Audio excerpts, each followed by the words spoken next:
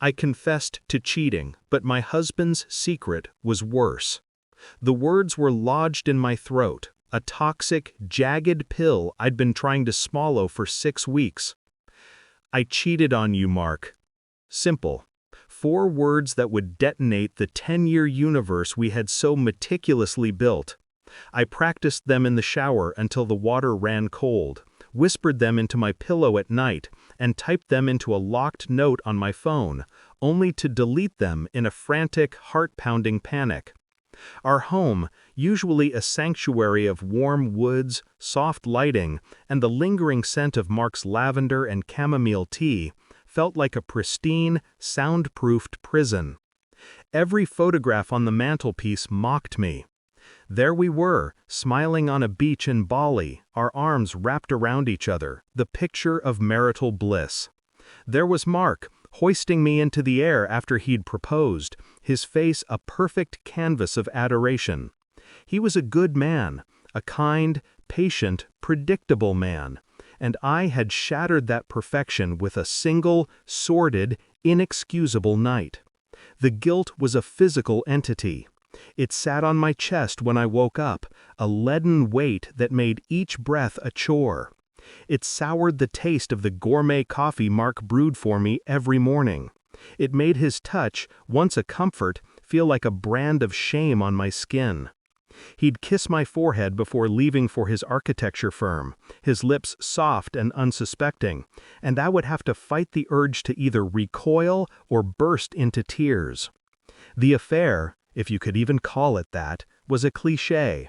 A work conference in Chicago, too many glasses of cheap Chardonnay, and Liam from the marketing department. He was charming in a way Mark wasn't, sharp, witty, and a little dangerous. We'd bonded over a shared cynicism about corporate life. One conversation led to another. A shared cab became a nightcap at his hotel bar, and then a blur of regret. I'd woken up in his room the next morning to the gray Chicago dawn and a nauseating wave of self-loathing. I'd left before he even woke up, blocked his number, and spent the flight home in a state of suspended horror. I knew what I had to do. Our marriage was built on a foundation of radical honesty. It was our pact, our golden rule. No secrets, Sarah, Mark had said on our wedding day, his earnest blue eyes boring into mine. Secrets are like rot. They eat away at the foundations until the whole thing collapses. At the time, I'd found his solemnity romantic. Now, it was a death sentence. Tonight was the night. I'd made a reservation at our favorite Italian restaurant, La Serenità, the place where we celebrated every anniversary. I thought perhaps the soft lighting and familiar surroundings might cushion the blow. A foolish, cowardly thought. There is no cushion for a grenade. I sat opposite him, fidgeting with the stem of my wine glass. He looked handsome, as always. His dark hair was perfectly styled, his jawline sharp, the faint laugh lines around his eyes deepening as he smiled at me. "Everything okay, honey?" he asked, his voice laced with that gentle concern that was so uniquely him. "You've been quiet all evening." My heart hammered against my ribs. "Mark, I have to tell you something." The smile on his face didn't vanish, but it tightened. He placed his fork down with deliberate slowness and folded his hands on the table, giving me his full, undivided attention. "Okay, I'm listening." My palms were slick with sweat. The ambient noise of the restaurant, the clinking of cutlery, the low murmur of conversation faded into a dull roar in my ears. "It's about my trip to Chicago." I saw a flicker of something in his eyes. Understanding? Apprehension? I couldn't be sure. I took a deep, shuddering breath, and finally, I dislodged the poison pill. "I slept with someone, Mark, a colleague. It was one night, it meant nothing, and I am so sorry. It was the worst mistake of my life." The words hung in the air between us, thick and ugly. I braced myself for the explosion, for the shouting, the accusations, the tears, the table-flipping rage I deserved. I watched his face, waiting for the kind features to contort into a mask of fury and betrayal. But it never came. Mark just sat there, his expression unnervingly calm. He blinked once, twice. He looked down at his folded hands, then back up at me. A long, agonizing minute stretched into an eternity. When he finally spoke, his voice was so quiet I had to lean in to hear him. "Thank you for telling me, Sarah." I stared at him, bewildered. "What?" "Thank you for your honesty," he repeated, his voice still a low, steady monotone. "It must have been very difficult for you to say that." This was not the reaction I had prepared for. My mind reeled, searching for the script, but I was in uncharted, terrifying territory. "Mark, did you hear what I said? I cheated on you." "I heard you," he said. He reached across the table and, to my utter astonishment, placed his hand over mine. His touch was cool and firm. "And I forgive you. I forgive you." The words didn't feel like absolution, they felt like a trapdoor opening beneath my feet. There was no pain in his eyes, no anger in his voice, just a placid, almost clinical acceptance. It was the calm of a surgeon, not a husband whose heart had just been ripped out. You forgive me?" I stammered. "Just like that?" "We all make mistakes, Sarah," he said, his thumb stroking the back of my hand in a gesture that should have been comforting but felt chillingly detached. "What's important is that you told me the truth. That's the foundation we built, remember? Honesty. Now we can work on rebuilding. We can move past this together." I pulled my hand away as if his touch had burned me. Something was profoundly wrong. This wasn't forgiveness, it was a dismissal. He was handling my confession like an HR manager handling a minor employee infraction. I had expected a hurricane and was met with a fog so thick I couldn't see the path ahead. That night, I lay awake in our bed, staring at the ceiling, feeling more alone and terrified than I had before I confessed. The man sleeping peacefully beside me was a stranger. The days that followed were a masterclass in subtle psychological warfare. Mark's forgiveness wasn't a gift, it was a weapon. He never raised his voice, never brought up my infidelity directly, but it was a constant, unspoken presence in our home. He became the perfect, long-suffering husband, and I was cast in the role of the penitent, forever indebted to his grace. He started working from home more often, his reason being that he wanted to be here for me as we navigated this difficult time. My personal space began to shrink. He'd bring me tea in my home office, his smile never quite reaching his eyes. He'd ask who I was texting, not with jealousy, but with a calm, paternalistic, just want to make sure you're okay tone that made my skin crawl. He suggested we share our locations on our phones. For transparency, he'd said, framing it as a step towards rebuilding trust. It will make us both feel more secure. When I hesitated, a flicker of disappointment crossed his face. "Don't you want to rebuild, Sarah?" The unspoken accusation was clear. If I refused, it meant I was still hiding something. I reluctantly agreed. The little blue dot that represented me on his phone screen felt like a digital leash. My friends noticed the change. "He seems a lot," my best friend Chloe said after a brief visit. "He barely let you get a word in." I defended him, of course, a knee-jerk reaction born of years of loyalty and a new, creeping fear. "He's just being supportive. We're going through a rough patch." But Chloe's words stuck with me. Mark's support felt less like a comfort and more like a cage. He'd go through my laptop claiming he was running a virus scan. He'd ask to see my phone to help me clear out storage. Each request was couched in the language of care and concern, but the intent felt like surveillance. I started to feel like a prisoner in my own life, constantly watched, constantly managed. The guilt I'd felt over my affair was slowly being replaced by a gnawing, shapeless dread. I started having trouble sleeping.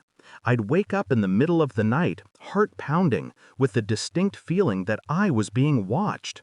I'd turn to see Mark sitting up in bed, just looking at me in the darkness. When I'd ask what was wrong, he'd just smile his placid smile and say, "Nothing, honey, just admiring my beautiful wife. Go back to sleep." My breaking point came about a month after my confession. I was trying to call his sister Jessica to wish her a happy birthday. Mark and Jessica had always been close, though she'd been more distant lately. I mentioned to Mark that her phone seemed to be going straight to voicemail. "Oh, she changed her number," he said casually, not looking up from his tablet. "Her old one was getting too many spam calls. I'll send you the new one." He texted it to me moments later. I called, and Jessica picked up. We had a brief, slightly stilted conversation. She sounded strained, her answers clipped. It was odd, but I brushed it off. Later that day, I was scrolling through an old email chain with Jessica from a few months back, looking for a recipe she'd sent me. At the bottom of her email signature was her phone number. On a whim, I compared it to the new number Mark had given me. They were different. My blood ran cold. I dialed the old number from her email. It rang twice, and then Jessica answered. "Hello?" I was so stunned I couldn't speak for a moment. "Jess? It's Sarah. I thought you changed your number." There was a sharp intake of breath on the other end of the line. "Sarah? How are you calling me on this number? Mark gave me a different one. He said you'd changed it." Silence. A heavy, damning silence. "Sarah," Jessica said, her voice dropping to a conspiratorial whisper, "we need to talk. Not on the phone. Can you meet me? Somewhere he won't know about." My heart was a frantic drum against my ribs. "What's going on, Jess?" "Just meet me," she insisted. "The coffee shop by the old library. Tomorrow at 1. Leave your phone at home. Please, Sarah. It's important." The line went dead. I stood in my kitchen, the phone still pressed to my ear, a terrifying new reality beginning to crystallize. Mark hadn't just given me a wrong number, he had given me a different number, one he must have set up. Had he been intercepting my calls to his own sister? The paranoia I'd been feeling wasn't in my head, it was real. The cage had been there all along, I just hadn't been able to see the bars. The next day, I felt like a spy in a low-budget thriller. I told Mark I was going to a yoga class. I left my phone on the kitchen counter as Jessica had instructed, a small act of rebellion that felt monumental. Every step I took on the way to the coffee shop, I expected to see his car, to see him standing on a street corner, watching me with that calm, knowing smile. Jessica was already there, huddled in a booth in the back corner. She looked terrible. Her eyes were red-rimmed and shadowed with dark circles. She was twisting a paper napkin into shreds. "Thank God you came," she breathed as I slid into the booth opposite her. "I've been so worried." "What is happening?" I asked, my voice trembling. "Why would Mark give me a fake number for you?" Jessica took a deep, shaky breath and looked me straight in the eye. Her next words shattered the last remnants of the world I knew. "Because he's done this before, Sarah," Jessica said, her voice cracking. "Mark drove her away. No, that's not right. He broke her. He did the same thing to her that he's doing to you. The control, the isolation, the constant monitoring. He calls it caring, but it's a prison." "But why?" The question felt small and stupid in the face of such a monstrous revelation. "Because Chloe cheated on him," Jessica whispered, and the pieces slammed into place with sickening force. "It was a stupid, one-time thing, just like you. She was devastated, and she confessed to him, hoping they could work through it. And he forgave her, exactly like he forgave you. It was his leverage. He used her guilt to control every aspect of her life. He cut her off from her friends, her family, me. He convinced her she was unstable, that she was crazy, that she couldn't trust her own mind. He gaslit her until she didn't know who she was anymore. I felt dizzy, the coffee shop tilting around me. Where is she now, Jess? Do you know? Jessica's eyes filled with tears. He told everyone she ran off, but I found out the truth a couple of years ago. She's in a long-term psychiatric facility upstate. Her family put her there. They think she had a complete psychotic break. Mark pays for it, of course. He pays to keep her there, quiet and out of the way. He looks like the devoted ex-husband, still caring for the woman who broke his heart. But he's the one who broke her mind. I could barely breathe. My confession hadn't been a step towards honesty. It had been my signing of an invisible contract. I had handed Mark the keys to my own cage. The fake phone number wasn't just about isolating me from Jessica. It was about controlling the narrative, ensuring I couldn't learn the truth. He set me up, I whispered, the realization dawning with icy horror.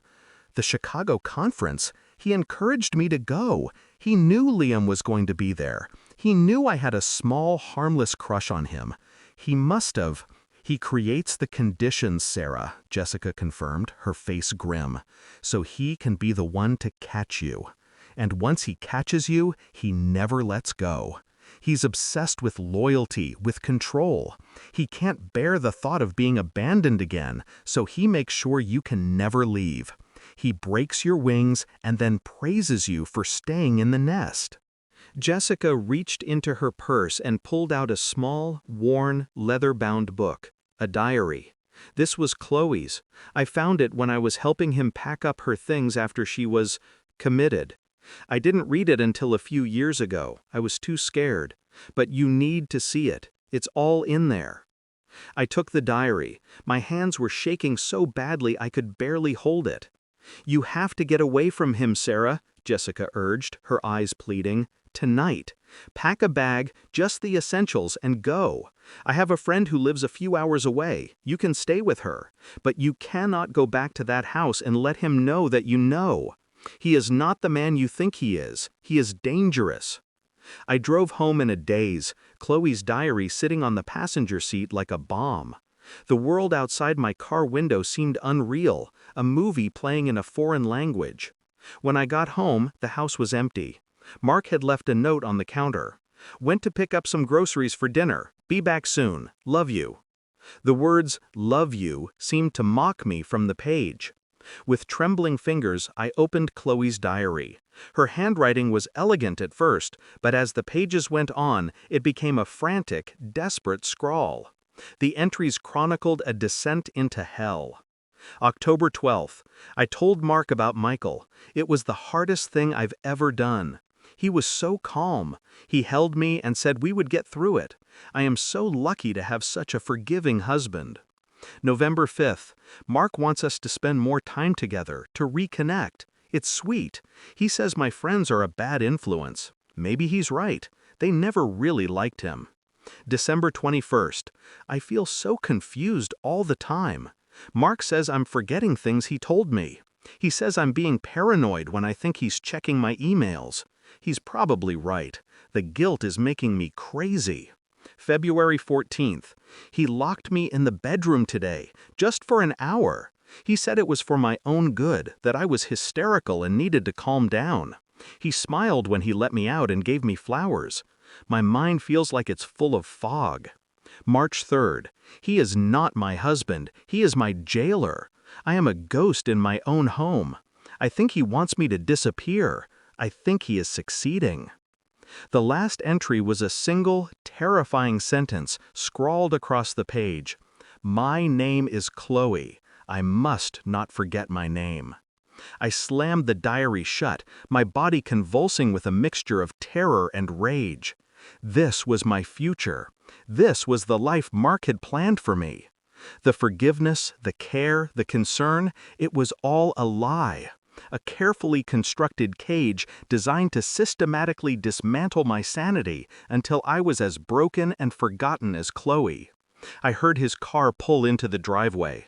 Panic, cold and absolute, seized me. I shoved the diary into my purse and ran upstairs. I threw clothes, my passport, and the cash I had in my jewelry box into a duffel bag. My movements were frantic, clumsy. I could hear his footsteps, the jingle of his keys at the front door. He called my name. "Sarah, I'm home." His voice was cheerful, normal, the voice of the man I thought I knew. I slung the bag over my shoulder and ran to the back door, my heart threatening to burst from my chest. I fumbled with the lock, my hands shaking too much. "Sarah, are you upstairs?" His footsteps were on the stairs now, slow and methodical.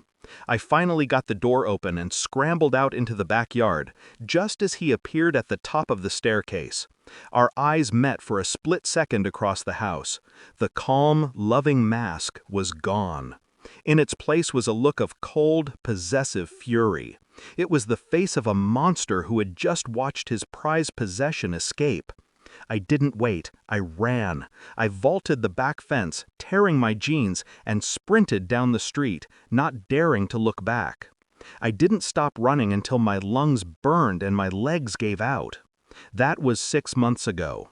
I live in a different state now, under a different name. Jessica helped me disappear. She also, anonymously, sent Chloe's diary to a journalist and a lawyer. There's an investigation now, a slow-moving one.